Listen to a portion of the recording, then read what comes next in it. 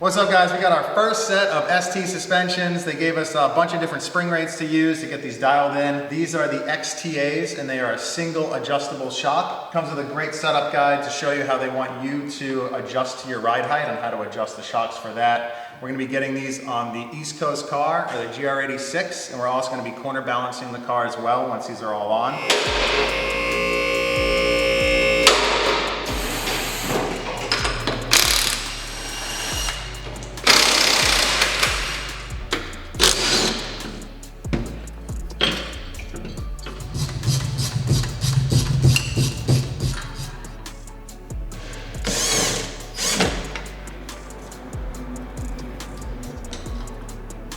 Kit comes with a traditional 86 that's unmodified with an engine, heavy like the 2J, so we have different spring rates for the front end. This one comes with a 6K. We're going to be changing that to a 16. This is what we ran in the past on the Formula Drift 86 that we campaigned, so we're going to try this first and just see how everything works, and then we can kind of go from there if we want to make changes. But this is what we know so far from previous experience, so this is what we're going to start with.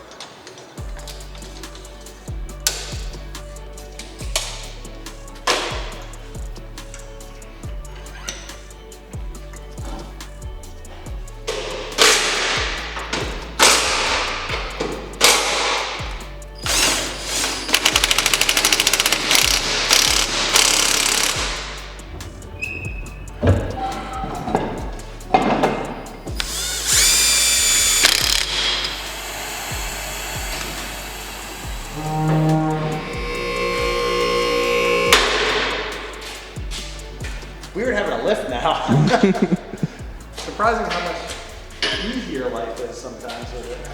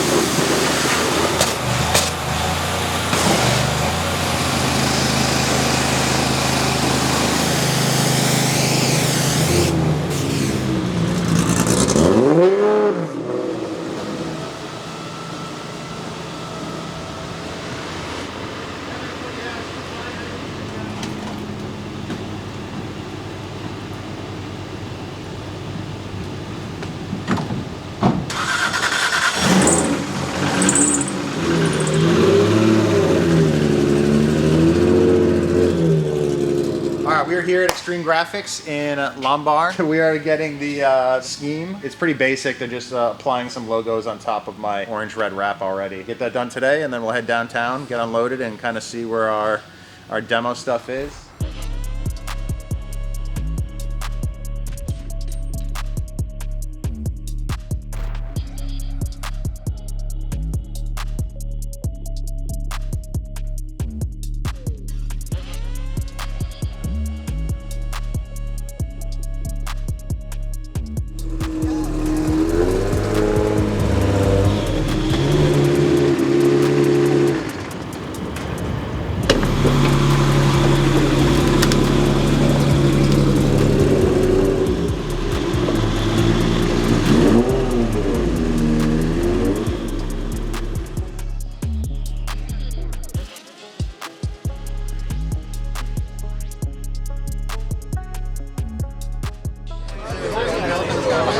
I remember hearing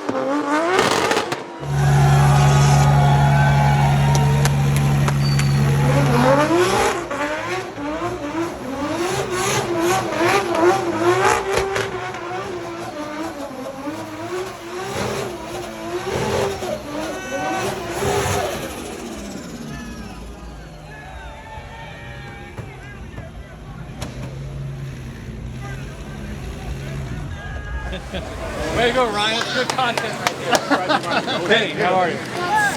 Good. So bad. Oh, it was okay. Good job, firefighter. Yeah. I haven't seen that much fire in 6 months. It's been slow. Look at the wheel. Oh. Look at the wheel. Well, That was fun. Made the best of it. Knew we had a hurt engine. I was going to fill that catch can up eventually. I was just hoping we'd get through it before something like that happened, but it's all good. Shit happens.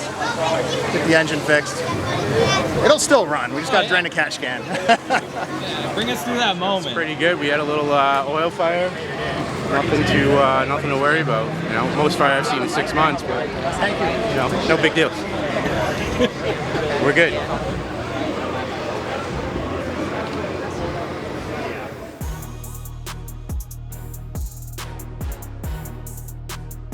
What's up, guys? We just got our version 2 rear suspension kit from Wisefab. Very excited to get this in the 86. I've had the version 1 stuff forever, and they've had this updated kit for quite a while. It has a lot of updates to add a lot more rear grip to the 86, a lot more forward and side, mostly forward, I believe. That's what my car is usually lacking for setup, so we're gonna get this in, and then we're gonna corner balance the car with the ST suspension, and then we'll be 100% ready to rock for the track. Well, minus an alignment, but we'll get that done too.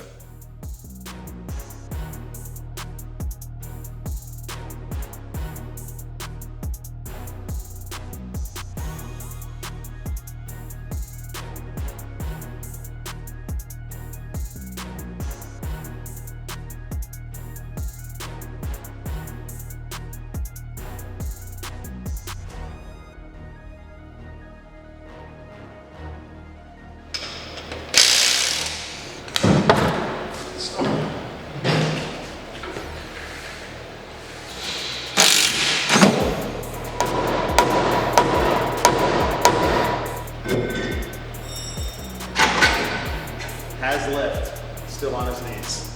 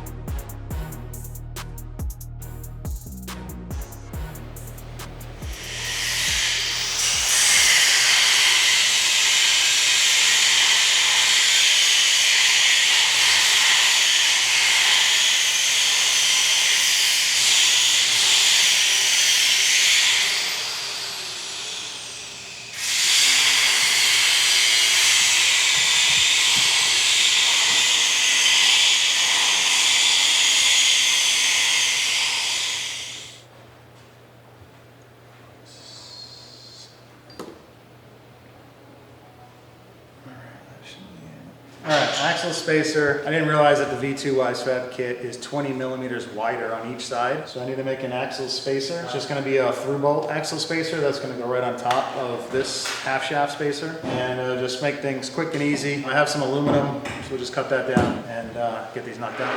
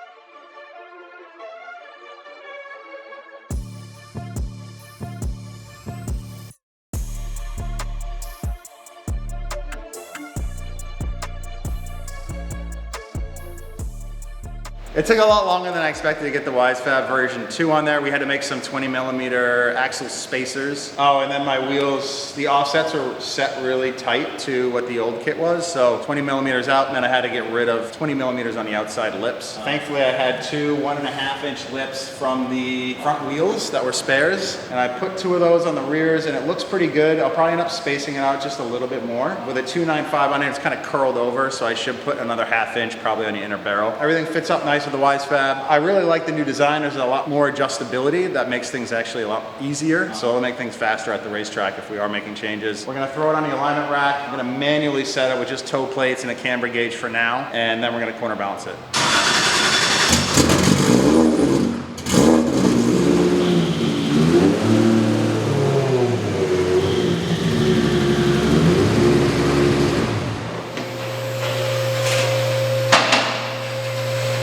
So I haven't used this alignment laser rack. I don't know how to use it yet, and today's not gonna be that day. So we're just gonna manually set toe and camber with the 2 gauges I have, toe plates and a camber gauge. And then we're gonna jump into leveling the car to make sure the front and rear and all corners are at least level with each other, so the same distance off of the table. That's usually a good starting point. Also, you wanna make sure that your tire pressures are all consistent on each corner. They don't have to all be the same, but what you're normally gonna run at the track. Make sure the 2 fronts are at the same pressure. Both rear tires are at the same pressure as well, if that's what you're gonna run at the track. This is leveled, this whole table, so this is our best flattest spot to work off of for the corner balancing. And we're just looking to have a comfortable, fast car to drive that feels confidence inspiring. So that's what we're going for. So the rear is gonna have to come down to be closer to what the front is. So we'll bring the rear down close to the front height and then start from there. Oh, I forgot to put dumbbells in there for my weight. So you gotta do that. Stay hard. Lightweight, baby. Ugh.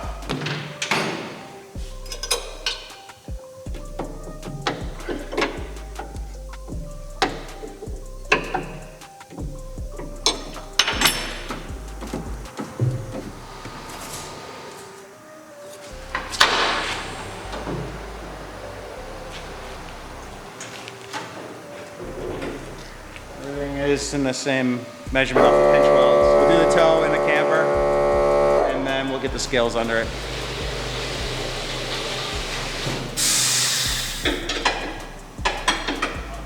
Since there's no known good side that's gonna be at a measurement you know, you're kind of towing in the wind because you don't have like a set side that's good to go off of. So we just set it so that they're both even, and now we'll just do some camber. This version 2 kit, the camber is adjustable with an Allen key, which is sick. Before you had to shim it more like an older AA arm race car. Well, even still today, now it's a little bit more adjustable. So you just loosen the top bolt, throw an Allen key in there, and adjust camber like that.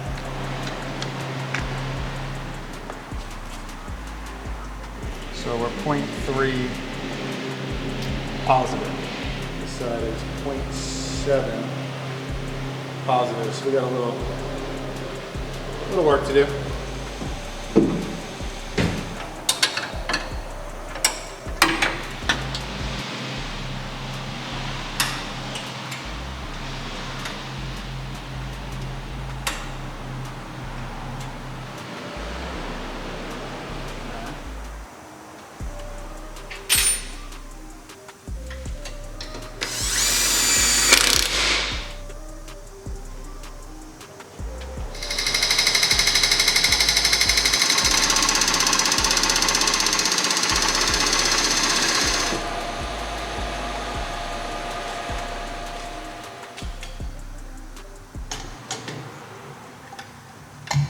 So your left front's always going to be heavier with the driver, and we're weighted up to 185 pounds to simulate myself, of course. So this is always a hard number to average out with the right side, but we're actually looking pretty decent. So like I said, pretty close already from measuring the pinch welds and getting the car as flat as possible. And we're topped off with fuel because you know the rear is going to lighten up as you're burning through tire and you're draining a fuel tank. If you have a nitrous bottle, so all of that stuff kind of affects the weight balance. So if you want to account for that, then you would, you know, make some changes, maybe put half burnt tires on or something to try to simulate the middle ground for the rear. But we don't have to get that crazy. Talking about minimal changes to the car as far as overall feeling. Usually when you go out for a weekend, and especially in competition, you're getting used to the car as it goes through that process of lightening the tires and the fuel tank and all that. So right now, we would like to add a little bit of weight to the right rear, a little bit of raising on the left front, and see if we can't get that number to at least match the other side. So we're going to lower the left rear and see if that'll bring it down enough to then put some weight on the other side.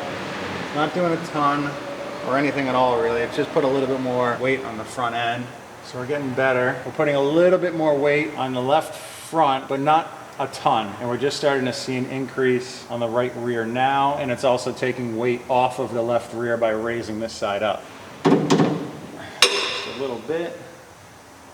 Yep, so it's still going in the right direction there. So we're doing a little better, within about 30, you know, a little less than 30 pounds on the left rear and the right rear and the left rear. And then, but the left front is now adding more. This is always the hardest number to average out.